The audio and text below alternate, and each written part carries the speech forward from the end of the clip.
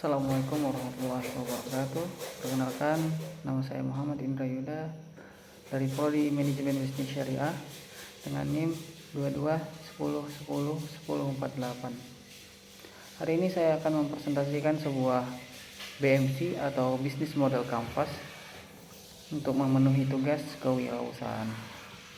Yang pertama itu adalah logo yang bisa kita lihat, pisang lumpur salju, cita rasa pisang Indonesia. Dari warna pisang salju yaitu warna emas, itu melambangkan sebuah buah pisang yang sangat merona, warna kuning. Dan untuk selanjutnya bisa dilihat ada garis warna putih seperti ini, itu ibarat salju yang bertaburan. Dan untuk warna hitam sendiri itu melambangkan sebuah coklat yang seperti lumpur. Oke, selanjutnya itu adalah latar belakang. Latar belakang dari bisnis yang saya akan presentasikan ialah pisang salju adalah sebuah makanan kecil atau cemilan yang disukai banyak orang. Tidak hanya warga Indonesia yang menyukai pisang, tetapi warga asing pun juga sangat menyukai yang namanya pisang ini. Dan juga tidak terbatas untuk yang menyukainya, mulai dari anak-anak sampai orang dewasa menyukai yang namanya buah pisang. Bisnis ini saya ambil atau saya presentasikan karena harga yang murah dari pisang itu tersebut, dan juga terjangkau oleh banyak masyarakat dengan rasa yang enak dan cita rasa dari pisang Indonesia itu sendiri. Juga Indonesia juga penghasil pisang terbesar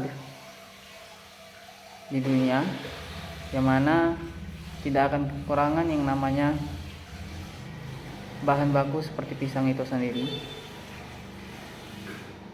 Dan juga pisang Indonesia itu sangat berkualitas dan beragam jenisnya, yang mana mempunyai cita rasa sendiri dan mempunyai cita rasa yang berbeda-beda dari setiap pisang-pisang itu. Untuk analisis SWOT dalam bisnis ini sendiri adalah yang pertama strength. Produk yang disukai banyak orang.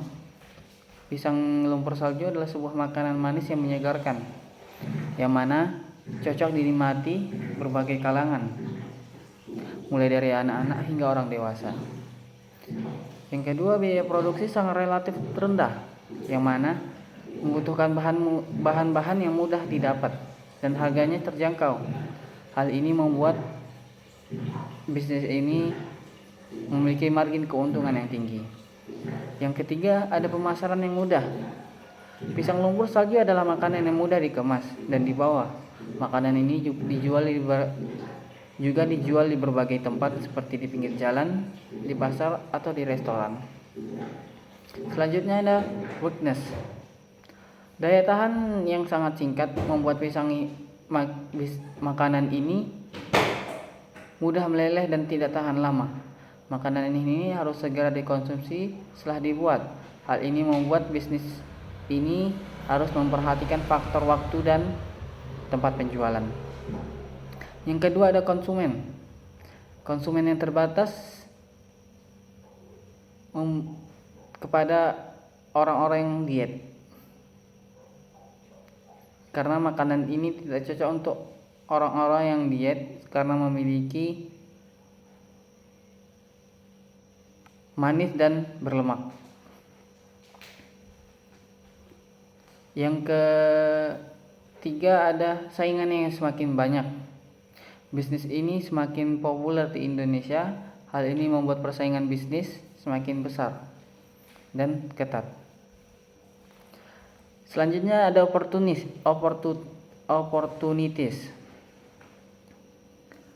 Pasar yang luas membuat bisnis ini populer di kalangan negara Indonesia dan bisa dinikmati oleh berbagai kalangan, mulai dari anak-anak, orang dewasa, yang mana membuat pasar bisnis ini sangat luas. Kedua, Pemasaran digital. Pemasaran digital adalah cara efektif untuk mempromosikan bisnis ini. Bisnis ini bisa menggunakan media sosial, website, aplikasi pesan instan untuk mempromosikan produk. Yang ketiga ada inovasi. Bisnis pisang lumpur salju ini bisa berinovasi dengan menawarkan varian rasa pisang lumpur salju yang baru. Hal ini membuat menarik perhatian konsumen dan meningkatkan penjualan. Yang terakhir ada treats. Yang pertama pertumbuhan tren. Tren makanan dan minuman bisa berubah dengan cepat. Jika tren makanan dan minuman berubah, bisnis ini akan kehilangan konsumennya. Kedua, persaingan yang semakin ketat. Bisnis pisang ini semakin populer di Indonesia. Hal ini membuat persaingan bisnis semakin ketat, yang mana harus memiliki strategi yang tepat untuk bersaing dengan bisnis-bisnis yang lainnya. Ketiga, kenaikan harga bahan baku. Harga bahan baku bisa meningkatkan biaya produksi bisnis ini. Hal ini bisa menurunkan keuntungan bisnis pisang lumpur ini. Selanjutnya ada BMC atau bisnis model Canva. Yang pertama adalah key partners. Di sini saya ada 4 key partners. Yang pertama ialah investor, supplier pisang, supplier toko kue, dan supplier minyak. Ada key activities yang ada 2, produksi produk, inovasi, evaluasi, dan pengembangan produk. Key research yang mana modal, merek dan brand, gerobak, peralatan masak, dan perlengkapan produksi. Ada value proposition. Pisang lumpur salju hadir sebagai jajanan lezat yang mana bertaburkan keju seperti salju dan selai coklat yang lumer di mulut. Yang kedua, kemasan yang menarik. Yang ketiga, cara penyajian yang unik. Ada customer relationship. Yang pertama, interaksi media sosial, promo dan diskon, bergabung dengan komunitas bazar dan free ongkir. Ada channels yaitu Shopee, Shopee Food, GoFood, dan selanjutnya ada bazar event. Yang selanjutnya customer segment.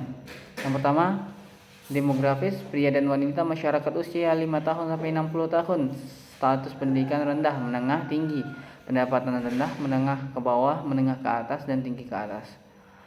Yang ada kedua ada geografis, seluruh masyarakat.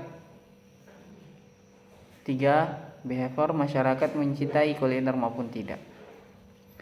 Ada cost system. Modal awal, dana pribadi, investor. Fixed cost, gaji karyawan. Variable cost, ada bahan baku, biaya operasional, biaya sewa lahan. Revenue streams, yaitu penjualan produk, diskon, sponsorship, partnership, komunitas, organisasi. Selanjutnya ada rinci-rinci biaya, bisa dilihat sendiri di sini. Untuk total bahan baku ada 550, dan untuk modal yang dibutuhkan adalah 18.350.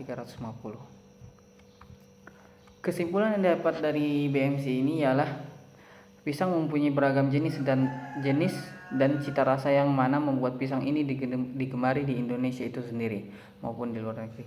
Melihat dari sudut pandang ini membuat saya berpikir bahwa bisnis ini akan sangat diterima di masyarakat, yang mana tidak akan ada penolakan di dalamnya, sehingga ini akan menjadi peluang besar bagi saya dalam menjalankan bisnis ini.